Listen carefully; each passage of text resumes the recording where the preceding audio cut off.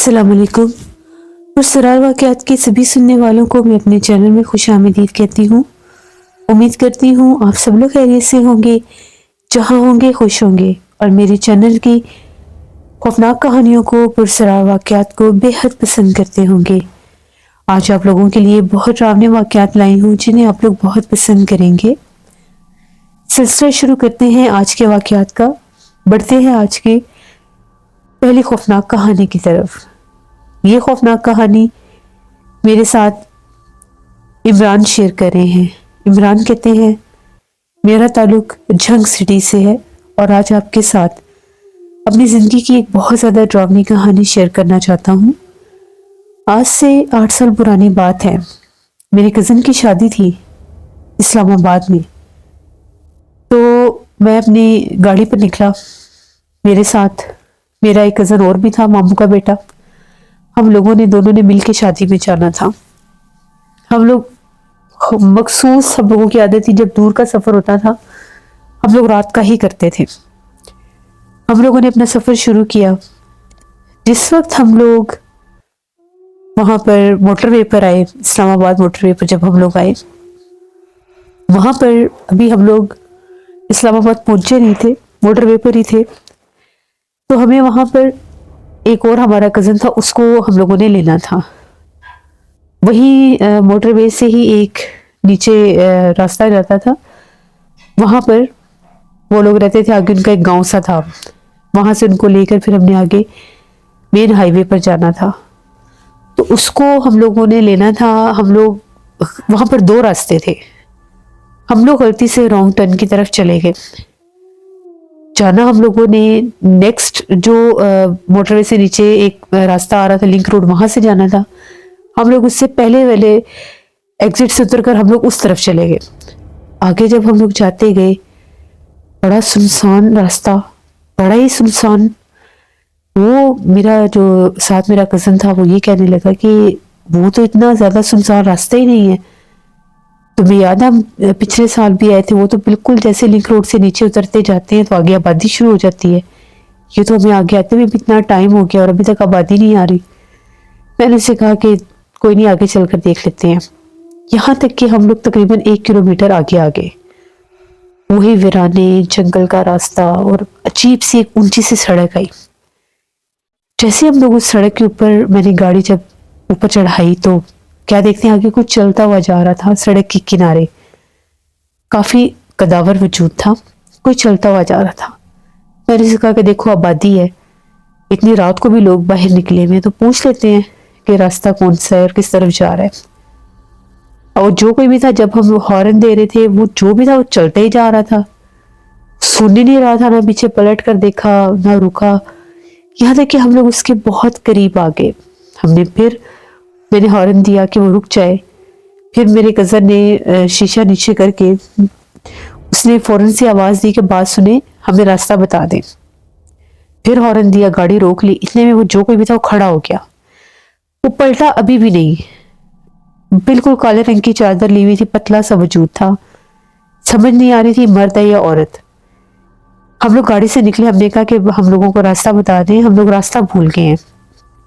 उसने सिर्फ हल्का सा पलट कर पीछे देखा है, शायद कोई औरत थी।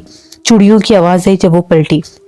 सिर्फ हम लोगों को एक आंख नजर आई है, वो आंख चमक रही थी। बस हमने वो आंख देखी है। उसके बाद हमने उससे पूछा भी नहीं कि ये रास्ता कौन सा। हम लोग भागे गाड़ी की तरफ। मैंने गाड़ी स्टार्ट की, गाड़ी में रिवर्स करने लगा। वो जो भी मखलूक थी वहां पर खड़ी खड़ी ही गायब हो गई। हम लोग तो बड़े परेशान कि अब हम लोग क्या करें, ये कौन से रास्ते पर आ गए हैं। और वो जो भी मखलूक थी, औरत थी, जो भी थी, वो गायब कैसे हो गई। वो इतनी दुबली पतली सी थी जिस तरह से कोई स्टिक होती है, दूर से फिर भी इतनी दुबली पतली नहीं लग रही थी। कपड़े ऊपर झूल रहे थे। और जैसे वो पलटी और रोशनी उसकी आंखों पर जब वो पड़ी, गाड़ी की हेडलाइट, तो वो एक आंख ऐसे चमक रही थी जैसे उसमें से कुछ स्पार्किंग हो रही है, जैसे कोई रोशनी बाहर आ रही है। मेरा कज़न राहील कहने लगा कि भाई ये इंसान नहीं था, कोई और मखलूक थी जो गायब हो गई है। लगता है हम गलत रास्ते पर आ गए हैं। अब मैं गाड़ी रिवर्स कर रहा हूँ। बहुत चौड़ी सड़क नहीं थी, तंग सी सड़क थी। दोनों साइडों पर झाड़ियाँ और जंगल का हिस्सा था, कच्चा रास्ता था। जैसे मैं गाड़ी रिवर्स कर रहा हूँ, मैंने फौरन से जब बैक मिरर में देखा, पीछे भी कोई खड़ा हुआ था, वही लंबा कद, और वो रुकने का इशारा कर रही थी। हम लोगों ने गाड़ी में बैठे बैठे पीछे पलट कर देखा, वही औरत जो इतनी आगे थी, जो गायब हुई, वो पीछे खड़ी हुई थी। मेरे कजन राहील ने कहा कि इसको रोकना ना, यहाँ पर गाड़ी पीछे करते रहो तेजी से। हम लोगों ने जैसे ही गाड़ी पीछे की, वो जो भी चीज थी उसके आर पार गाड़ी हो गई। अब वहां पर दोबारा मोटरवे पे तो जा नहीं सकते थे, एक और सड़क जा रही थी, मैंने उधर गाड़ी चढ़ा दी अपनी। वो सड़क आगे जाके एक हाईवे पर लगती थी। हम लोगों ने मैंने इतनी तेज गाड़ी चलाई, इतनी तेज गाड़ी चलाई, कोई पता नहीं किस तरफ जा रहे हैं, कौन सा रास्ता है, किस तरफ निकल आए हैं। आगे तकरीबन जाकर 2-3 किलोमीटर के बाद हम लोगों को गाड़ियां नजर आई। अब हम लोगों को पता नहीं था हम लोग हैं कहाँ पर। हम लोगों ने वहां पर रुककर 2-3 इशारे किए कि वो गाड़ी रुके, हमें पता चले। एक बस आ रही थी, उनसे हम लोगों ने पूछा कि भाई ये कौन सा रास्ता है, हम लोग किधर जा रहे हैं, हम तो रास्ता भूल गए हैं। हम लोगों ने तो इस्लामाबाद जाना था और हम लोग मोटरवे से गलत लिंक रोड पर उतर आए हैं। गलत एग्जिट पर हम लोगों ने गाड़ी उतार ली और अब वापस मोटरवे में तो जा नहीं सकते। उसने कहा आप तो पिंडी से भी काफी पीछे हैं, आप लोग तो पता नहीं, उसने जगह का नाम भी लिया, आप लोग वहां पर उतर आए हैं। अब आप लोग यहाँ से सीधा जाएं, 6-7 किलोमीटर आगे आप जाएंगे तो फिर उधर से एक और लिंक रोड निकलेगा जो आपको आगे इस्लामाबाद मोटरवे की तरफ लेकर जाएगा। वो अंदर का रास्ता था। अब हम लोगों ने फिर गाड़ी स्टार्ट की, मैंने चलानी शुरू की, अल्लाह का नाम लिया, वो बस आगे निकल गई। 6-7 किलोमीटर आगे आए, उसके आगे फिर एक लिंक रोड आ रहा था जो आगे मोटरवे की तरफ जा रहा था। फिर वहां से हमने इस्लामाबाद मोटरवे पर दोबारा कंटिन्यू किया, दोबारा वहां से गुजरे जहां से मैंने गाड़ी नीचे उतारी थी। हम लोग इतना बैक पर पता नहीं कैसे चले गए, या वो कौन सा रास्ता था, समझ में नहीं आया कि हमारे साथ हुआ क्या है। अब उस कजन को तो हमने स्किप किया, छोड़ दिया। हम लोग आगे पहुंचे, जाकर इस्लामाबाद पहुंचे। इतनी रात के हम लोग चले हुए, सुबह जाकर हम लोग कहीं इस्लामाबाद पहुंचे, शादी वाले घर। वहां पर वो कजन से रब्ता हुआ, हमने उसे बताया कि हमारे साथ तो ये हादसा हुआ है। उसने कहा ठीक है, मैं आज आ जाऊंगा। थके हुए थे रात भर के सफर के, सो गए। सुबह जब जाके सबको ये माजरा बताया, जैसे ही शाम तकरीबन 4-4:30 बजे का टाइम हुआ तो हम लोगों का वो कजन भी आ गया। उसको हमने सारी बात बताई। उसने कहा तुम लोग गलत एग्जिट पर उतरे थे, जहां पर तुम लोग उतरे थे वो लिंक रोड जो है वो आगे उस तरफ कभी कोई आबादी होती थी, वहां पर उस तरफ भी एक गांव होता था। जो गांव है उस गांव को खत्म हुए वे भी, यानी वहां से लोग निकल गए, नकल मकानी कर गए, 50-60 बरस हो गए हैं। कहते हैं कि उस गांव के ऊपर एक चुड़ैल का बसेरा हो गया था। पहाड़ों की तरफ से कोई आदमी था, उसने वहां पर कोई अमल किए थे आके, तो वो रास्ता जो था, वो सारा रास्ता उसी गांव की तरफ जाता है। उस रास्ते की तरफ कभी कोई नहीं गया।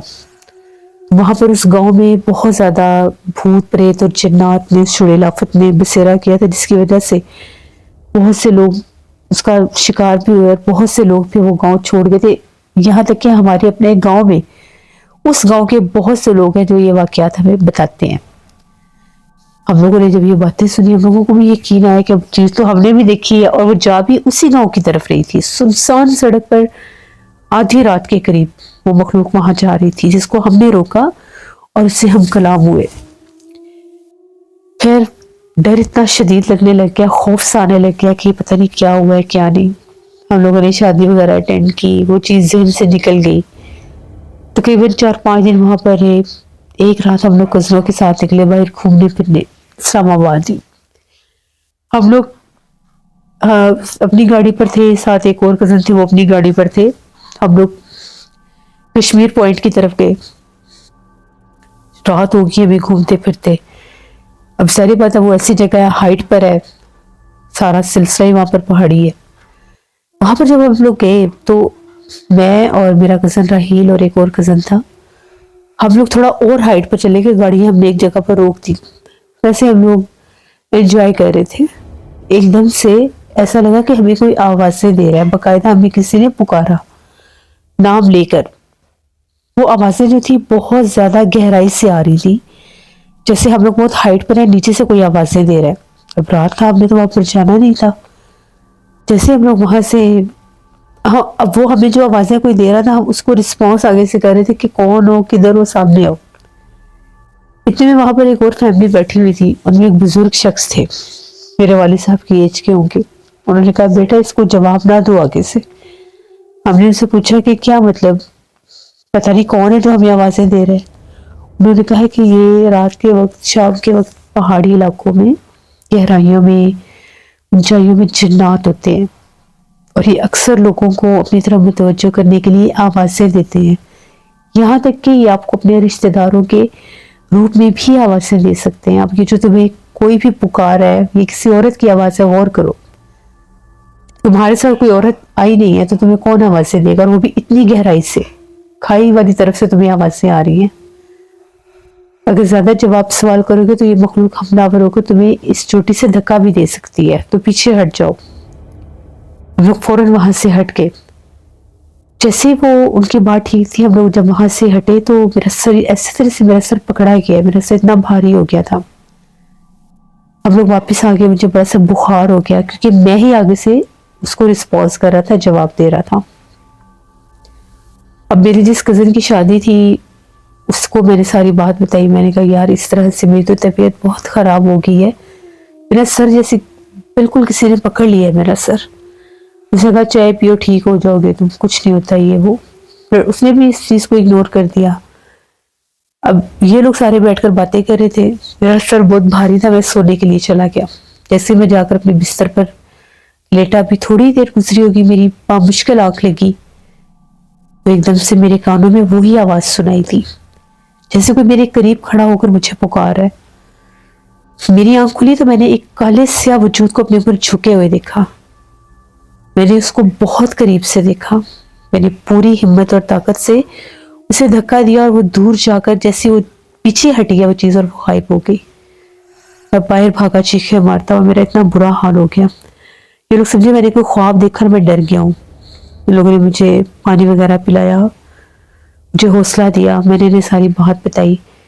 अगले दिन मेरा वो जो कजन था मुझे किसी साहिब इल्म के पास लेकर गया उधर इस्लामाबाद में, तो दम वगैरह करवाया। तो उन्होंने कहा कि इसके ऊपर थोड़ा सा असर हुआ है किसी मखलूक का, ये किसी ऐसी जगह से होकर आया। फिर मैंने उन्हें रास्ते में आने वाला भी सारा माजरा बताया, और कल रात जो कश्मीर पॉइंट पर हमारे साथ हुआ था वो भी बताया। उन्होंने भी सेम वही बात की कि शाम के बाद पहाड़ी वादियों में, पहाड़ों में, गहराइयों में बेतहाशा जिन्नात होते हैं, चुड़ैलें आफतें होती हैं। कभी कभार वो इंसानों को तंग करते हैं, अपना निशाना बनाते हैं, तो दोबारा ऐसी हरकत नहीं करने की। कोई वीराने से आवाज है उसको रिस्पॉन्स नहीं देते, वो मखलूक उसको जवाब देने पर हावी हो जाती है। फिर उन्होंने मुझे दम वगैरह किया और एक तावीज़ दिया। तावीज़ काफ़ी अर्सा मैंने अपने गले में रखा, तकरीबन 3-4 साल वो तावीज़ मेरे गले में रहा। मुझे बिल्कुल डर नहीं लगता था, कभी भी नहीं लगता था। वो सर का दर्द होना, कंधे भारी होना, वो भी ठीक हो गए थे। 3-4 साल के बाद मेरा वो तावीज़ कहीं गुम हो गया। उसके बाद मैं कभी भी किसी ऐसी जगह पर जाऊं जहां पर कुछ असरात हो तो मेरी तबीयत खराब हो जाती है, मेरा सर भारी हो जाता है, या उस रात मैं डरता जरूर हूँ सोया हुआ। दोबारा फिर मेरा 1-2 दफा इस्लामाबाद चक्कर लगा था, लेकिन मैं बुजुर्ग के पास जा ही नहीं सका। तो ये मेरे कुछ वाकयात थे, पुरसरार वाकयात, जो मैंने आपके साथ शेयर किए। बहुत शुक्रिया इमरान आपका। सर, जब भी आप सफर पर जाते हैं तो लाजमी सदका खैरात करके जाना चाहिए, क्योंकि कुछ ऐसे वीरान सुनसान रास्ते होते हैं जहाँ पर इन मखलूकात का बसेरा होता है, और वो बाज़ औक़ात मुसाफिरों को अपना आप ज़ाहिर भी करती हैं। तो लाजमी इन चीज़ों को मद्देनजर रखा करें, सफ़र की दुआ पढ़ा करें और सदका खैरात करके निकला करें। आयतुल कुर्सी, चारों कुल, दुरूद पाक पढ़कर अपने सफ़र पर जाया करें। ये थे आज के पुरसरार वाक़यात। उम्मीद करती हूँ आप लोगों को पसंद आए होंगे। आप लोग भी अपने पुरसरार वाक़यात शेयर कर सकते हैं डिस्क्रिप्शन बॉक्स में दिए गए ईमेल आईडी mashirmir57@gmail.com पर। इसके अलावा आप लोग मुझे कमेंट बॉक्स में भी स्टोरी शेयर कर सकते हैं। इंशाल्लाह कल फिर मुलाकात होगी नए पुरसरार वाक़यात में। जहाँ रहें खुश रहें। Thank you for listening my stories. Stay tuned. Allah हाफिज़।